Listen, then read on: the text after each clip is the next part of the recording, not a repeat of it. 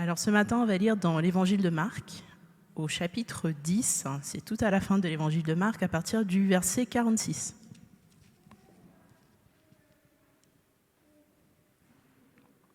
Jésus et ses disciples arrivent à Jéricho, puis ils sortent de la ville avec une grande foule.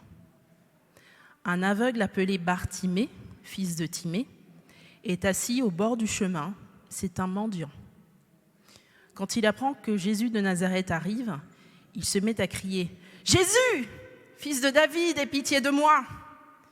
Beaucoup de gens lui font des reproches et lui disent « Tais-toi !» Mais l'aveugle crie encore plus fort « Fils de David, aie pitié de moi !» Jésus s'arrête et dit « Appelez-le !» Les gens appellent l'aveugle en lui disant « Courage, lève-toi, il t'appelle !» L'aveugle jette son manteau, il se lève d'un bond et il va vers Jésus. Jésus lui demande « Qu'est-ce que tu veux ? Qu'est-ce que je peux faire pour toi ?» L'aveugle lui dit « Maître, fais que je vois comme avant. » Jésus lui dit « Va, ta foi t'a sauvé. » Aussitôt, l'aveugle voit comme avant et il se met à suivre Jésus sur le chemin. Amen. Donc c'est l'un des textes du jour, des lectures du jour. Et donc, pour un peu d'information, si vous êtes étranger aux Écritures, il faut savoir que Jésus, c'était un homme très occupé, très sollicité. Et donc, partout où il se déplaçait, il se passait quelque chose. Il y avait des gens qui le suivaient. Dans ce texte, il y a ses disciples, il y a une grande foule. Il y a cet aveugle aussi qui est en train de mendier sur le chemin. Il était extrêmement sollicité, mais, comme je disais tout à l'heure, dans toutes les rencontres qui nous sont rapportées entre Jésus et une personne, on voit qu'il savait s'arrêter et poser un acte ou une parole de compassion qui changeait complètement la vie de son interlocuteur.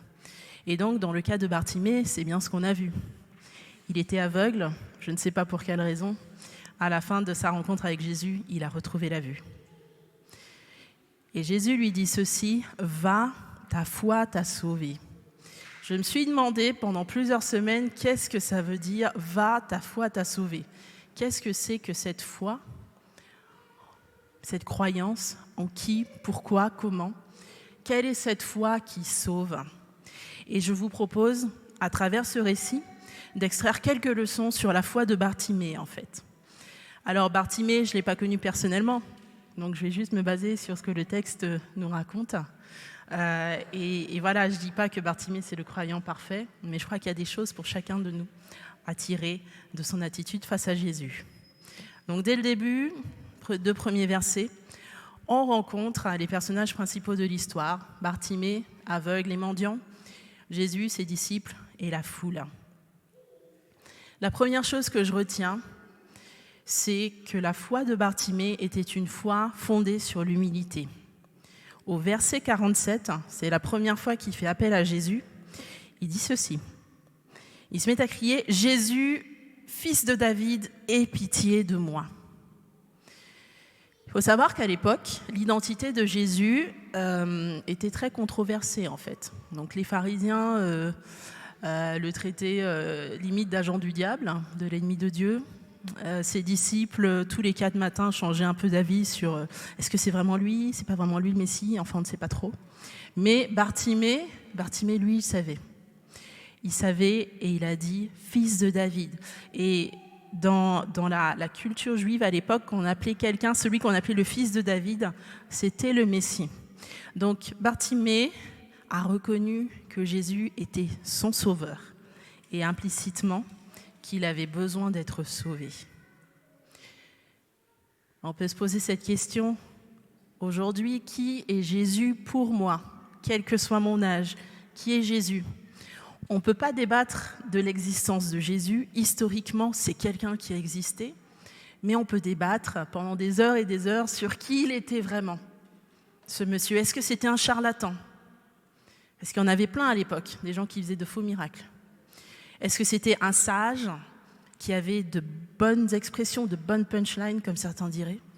Est-ce que c'était un prophète, quelqu'un qui savait annoncer des choses qui allaient venir ou déclarer des choses sur Dieu ? Est-ce que c'était un allumé, un petit peu foufou, qui annonçait un royaume à venir, qui ne ressemblait à rien du tout de ce que les gens connaissaient et de ce que nous connaissons aujourd'hui? Était-ce un révolutionnaire? Point de suspension. Qui est Jésus pour nous aujourd'hui? Et deuxième question, qu'est-ce qui m'empêche de reconnaître Jésus comme le Messie et me considérer aussi aveugle et mendiante dans le sens figuré? Je crois que notre opulence dans la société occidentale nous fait facilement oublier notre vulnérabilité et notre besoin de Dieu. Surtout si parmi nous, nous n'avons pas à nous soucier de ce qu'on va manger ce midi ou au prochain repas en tout cas, ni se soucier de comment on va se chauffer cet hiver suite aux annonces récentes sur les prix de l'énergie par exemple. On vit dans une forme d'opulence. Pas tout le monde, je ne mets pas tout le monde dans le même sac, mais quand même en Occident, on vit plutôt pas mal. L'épisode de la pandémie nous a tragiquement rappelé la fragilité de nos vies et de nos systèmes. Mais pour autant, nous continuons à vouloir vivre comme si nous contrôlions absolument tout et comme si nous pouvions être indépendants du Créateur. Parce que c'est ça l'enjeu, c'est de reconnaître que Dieu est créateur et moi je suis une créature. Nous sommes des créatures. Lui, il est infiniment grand, infiniment bon. Nous avons une expérience de vie sur Terre qui est finie, qui est limitée. Nous avons des limites. J'étais sur Internet cette semaine et j'ai appris qu'un de nos milliardaires en vue avait décidé de financer un projet de recherche génétique en vue justement de combler son désir d'immortalité en fait. Et il n'est pas le seul. Dans la Silicon Valley, vous savez, en Californie, il y a énormément de projets dans ce sens-là qui sont financés. Et alors je me suis dit quand même, le désir de toute puissance humaine est en train de se déchaîner complètement. Ici en Occident en particulier, dans le reste du monde, je ne sais pas. Mais en tout cas, nous avons envie de tout contrôler. Du début de la vie jusqu'à la fin de la vie, on ne veut même pas qu'elle termine. On veut qu'elle se prolonge, que ce soit tout sur nos termes et pas selon ce que le Seigneur veut. Dans le fond, si on réfléchit bien, qu'est-ce que ça veut dire tout ça? Si je veux tout contrôler, si je veux être le maître de ma vie, la maîtresse de ma vie, c'est que j'ai envie d'être un petit Dieu ou même un grand Dieu. Nous avons envie d'être des dieux et ça, c'est une maladie spirituelle très grave qui s'appelle l'orgueil. Je crois que c'est notre plus grand obstacle pour voir en Jésus le Messie. Parce que c'était ça la question. Qui est Jésus pour moi? Qu'est-ce qui m'empêche de le reconnaître comme Messie? Pour surmonter notre orgueil, on a besoin de beaucoup de courage. Pourquoi? Parce que ça nécessite, comme je disais, de reconnaître qu'il y en a un plus grand que nous, qu'il y en a un qui a le droit de dire des choses sur nos vies et que ce n'est pas moi qui contrôle tout. Nous sommes des créatures de Dieu, faites à l'image de Dieu en tant qu'humains, de belles créatures intelligentes, capables de grandes prouesses scientifiques, technologiques, de belles choses, artistiques aussi, mais nous restons des créatures. Alors qu'est-ce que ça change quand je reconnais que Dieu est le Créateur? Alors ce que ça ne change pas, on va prendre le truc dans l'autre sens, ce que ça ne change pas, c'est ma responsabilité. D'accord? Quand je dis que Dieu est le maître de ma vie, ça ne veut pas dire que je m'assieds, je croise les bras et j'attends qu'il fasse tout. Le Seigneur nous a donné à tous des cerveaux, une capacité de réfléchir, d'analyser des situations, d'anticiper, etc., etc. Donc, je suis quand même responsable de mes choix dans la vie. Par contre, en tant que créature, quand je rencontre des coups durs dans la vie, je peux les vivre dans la présence de Dieu. Je peux les vivre avec Dieu, en fait. Et ça, ce n'est pas négligeable. Parce que même si je suis hyper bien entourée, dans notre finitude humaine, parfois, on ne sait pas être là pour les autres tout le temps. Dieu, lui, son amour, sa puissance ne varie pas, ne se tarissent jamais. Autre chose que ça change, quand on commence à reconnaître Dieu comme créateur, c'est qu'en fait, notre cœur commence à se remplir de louanges et de reconnaissance. Imaginez un seul instant, en tant que peuple français, si nous accordions plus de temps à dire merci à la fin de la journée ou pendant la journée à dire merci plutôt qu'à râler parce que Voilà, il y a plein de raisons de râler en fait, et on sait très bien. Donc imaginez ça, et venons au Seigneur, pour qu'il transforme nos cœurs. Dans la Bible, il nous est dit, dans Proverbe 3, au verset 34, et aussi qui est repris dans 1 Pierre, l'épître de Pierre au chapitre 5, Dieu s'oppose aux orgueilleux, mais il accorde sa grâce aux humbles. Et alors, je pense qu'il est de notre intérêt de pouvoir nous tourner vers lui et, comme Bartimée, faire preuve d'humilité et dire, Seigneur, j'ai besoin de toi. Je reconnais que je ne gère pas tout, que je ne peux pas tout faire, que je ne sais pas tout faire, que j'ai besoin de toi et j'ai besoin des autres. Pendant que Bartimée est en train de crier à Jésus, quelle est la réaction de la foule, si vous vous souvenez ? Au verset 48, beaucoup de gens lui font des reproches et lui disent « Tais-toi ». Mais l'aveugle crie encore plus fort « Fils de David, aie pitié de moi ». Et heureusement qu'il n'a pas arrêté Bartimée quand même, quand on a essayé de l'étouffer. Heureusement. Nous allons tous rencontrer des obstacles à notre foi. Quand nous disons, voilà, moi je crois en Jésus-Christ, je crois qu'il a vécu, qu'il est mort sur une croix, qu'il est ressuscité, qu'aujourd'hui par son Esprit Saint, il vit, il se manifeste. Quand on commence à vivre ça, pas juste à le penser, à le dire, on rencontre des obstacles. On rencontre des obstacles qui viennent étouffer nos graines de foi. Et alors ne laissons pas les circonstances ou les gens nous empêcher de croire en la bonté de Dieu et en sa puissance. Vous rencontrez un obstacle, vous êtes épuisé de prier pour un sujet, à crier encore plus fort. Crier encore plus fort. Parce que le découragement est une arme utilisée souvent par l'ennemi, mais aussi par nous-mêmes tout simplement, pour finalement baisser les bras et croire que quand je prie, il n'y a personne qui écoute tout là-haut, ni même à côté de moi. Quand je prie, personne ne fait rien, il ne se passe absolument rien. Alors comme Bartimée, persévérons, ayons cette foi qui persévère. Dans ce verset 48 que j'ai lu, je ne peux m'empêcher quand même, parenthèse, de m'étonner de l'attitude de la foule au départ qui a cherché à le faire taire. Ça m'a fait penser à toutes les fois où j'ai envie, moi, de faire taire les déshérités que je croise sur mon chemin. Quand dans le métro, il y a une énième personne qui vient, qui agite son petit gobelet avec des pièces, qui est handicapé, qui pose son problème là, et honnêtement, moi, j'ai souvent envie qu'ils se taisent.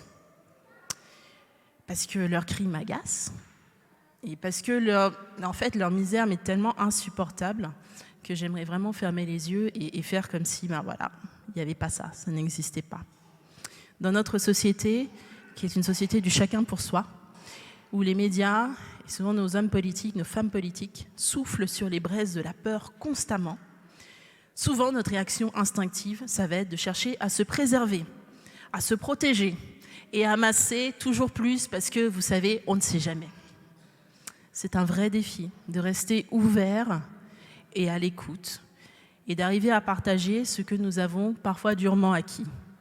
Pourtant, en Christ, nous avons un modèle. Il nous a montré par sa vie, vous lirez un évangile des évangiles, vous verrez que par sa vie, il nous a montré qu'il était vraiment possible de vivre avec d'autres valeurs. Et il nous a montré que cela avait un prix. Alors qu'il nous aide aujourd'hui à croire en lui, à agir comme lui, et surtout qu'il nous garde de faire obstacle à ceux qui le cherchent. La foi de Bartimée, c'était une foi, on a vu, qui était humble, une foi qui persévère. Et en numéro 3, je vous propose une foi qui prend des risques. Je vous lis le verset 50, ce qui s'est passé au verset 50. L'aveugle jette son manteau, il se lève d'un bond et il va vers Jésus. Alors, ça fait partie des versets, parfois on se dit, était-ce bien utile que ce soit là ? Tiens, oui, il a jeté son manteau, oui, il a suivi Jésus. Mais était-ce bien utile, ce détail ? Alors moi, je pense que c'est un détail qui est non négligeable. Pourquoi ? Parce que dans les récits bibliques, vous irez voir par exemple dans la loi, dans la Torah, les 5 premiers livres de l'Ancien Testament, du Premier Testament, et même à l'époque de Jésus, l'histoire de manteau, c'était très important. Il y avait des lois concernant ce qu'on fait avec son manteau. D'accord ? Le manteau en question, c'était une très longue tunique qui arrivait jusqu'aux chevilles. Vous voyez, j'ai essayé ce matin, je n'ai pas trop réussi. C'était une très longue tunique qui n'avait pas de manches et qui était épaisse et qui était certainement le vêtement le plus important d'une personne. Ce manteau pouvait être donné en gage si on avait une dette, si on était endetté, mais aussi pouvait servir de couverture la nuit, notamment quand on était mendiant, par exemple. C'était ce qu'on appelle un bien essentiel. Moi, je peux imaginer que Bartimée utilisait son manteau pour l'étaler et recevoir les pièces et pouvoir les ramasser plus facilement, puisqu'il ne voyait rien. C'était quand même plus simple. Je ne sais pas si c'était comme ça. Pourquoi l'a-t-il jeté pour aller voir Jésus ? Peut-être c'était simplement pour être plus libre de ses mouvements et l'atteindre plus rapidement. Cependant, je pense qu'il y a aussi autre chose dans son geste. Je pense qu'il y avait quelque chose de l'ordre de « je laisse ce qui me garantit la survie », ce qui pour moi est essentiel, ce qui me donne ma sécurité pour aller vers Jésus. Parce que je sais qu'il me donnera exactement ce dont j'ai besoin. Parfois, nous allons rencontrer des situations où des manteaux, au sens figuré, nous empêchent d'accéder à la liberté en Christ ou à vivre quelque chose avec le Seigneur. Des choses matérielles peut-être, mais aussi des choses invisibles comme la peur du regard des autres, le qu'en dira-t-on, l'envie de plaire à tout le monde, etc., etc. Pourtant, Bartimée, lui, il a pris le risque de croire. Alors, faut-il tout abandonner pour suivre Christ, tout vendre et puis faire une sorte de vœu de pauvreté ou de sobriété ou que sais-je ? Alors, ce n'est pas ce que j'ai dit, voilà, c'est pas ce que j'ai dit. Ce que je dis, c'est que je crois qu'il faut être prêt à abandonner les choses auxquelles nous tenons plus fort qu'à Dieu, à cause de ce qu'elles nous apportent. Un statut, un sentiment de sécurité, un sentiment d'appartenance, un sentiment de réconfort, etc., etc. Alors cela peut se manifester par une prière, en posant dans la prière, voilà, Seigneur, moi je t'abandonne telle chose, parce que je sais que c'est un obstacle entre toi et moi. Et ça peut aussi se manifester par des actes. Dans le livre des Actes, au chapitre 19, il se passe quelque chose à Éphèse. Il y a beaucoup de gens qui deviennent chrétiens, qui se convertissent. Et parmi ces nouveaux convertis, certains pratiquaient l'occultisme avant, des formes de magie. Et bien, que font-ils ? Non seulement ils ont pris position spirituellement, mais en plus, ils ont brûlé leurs anciens livres de sorcellerie pour marquer que c'était fini et qu'ils n'y retourneraient plus. Imaginons, ici aujourd'hui à Paris, que vous avez une capacité surnaturelle d'entendre les pensées des gens ou bien de manipuler les gens. Capacité que Dieu ne vous a pas donnée. Est-ce que vous êtes prêt à renoncer à cette capacité-là aujourd'hui pour recevoir quelque chose que seul Dieu peut vous donner ? Que le Seigneur nous donne le courage de prier, se positionner et d'agir, de prendre le risque de croire comme Bartimée a cru. Dernier point sur la foi de Bartimée. Sa foi était une foi simple, sans filtre ni artifice. Voici ce qui se passe dans son face-à-face avec Jésus. Jésus lui demande « Qu'est-ce que tu veux ? Qu'est-ce que je peux faire pour toi ?» L'aveugle lui dit « Maître, fais que je vois comme avant. » Jésus lui dit « Va, ta foi t'a sauvé. » Donc, Jésus lui pose une simple question et Bartimée lui amène une simple réponse. Il n'a pas enrobé sa prière de formules savantes et intelligentes. Il a juste dit « Écoute, tu veux m'aider ? Fais ça pour moi. Fais ça pour moi. » Et la question que je me suis posée, c'est est-ce que je suis assez en confiance avec Dieu pour lui poser des demandes aussi sincères et simples, pour lui parler de ce qui m'embête vraiment.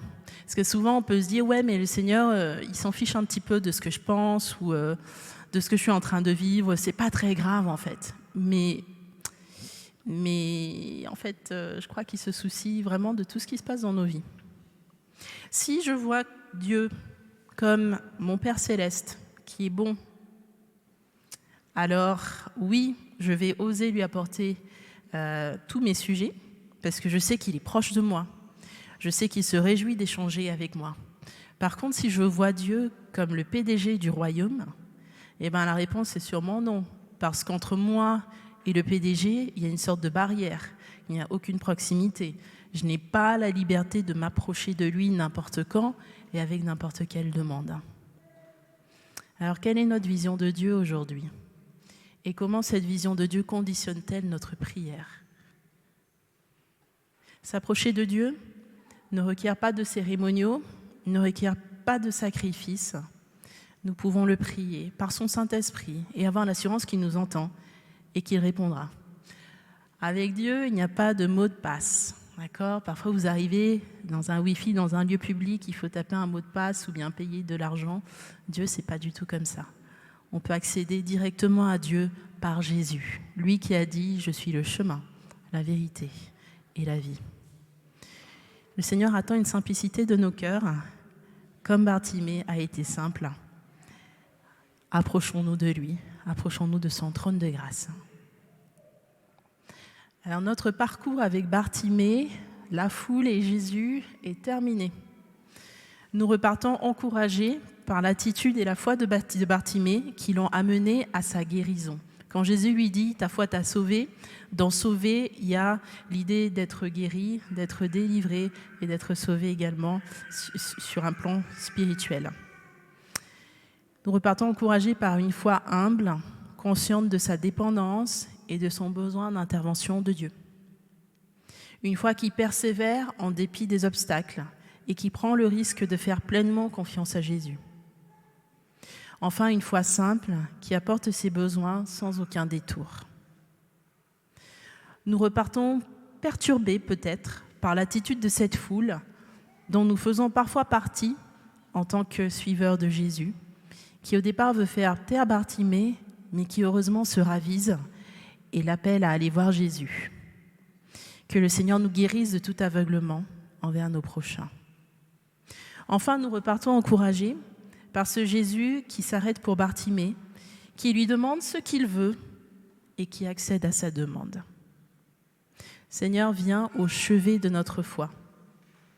Aide-nous à nous approcher de toi avec humilité, avec simplicité et surtout en te faisant pleinement confiance. Fortifie-nous face à l'adversité et donne-nous d'être au rendez-vous des réponses que tu voudras nous donner à nos prières. Amen.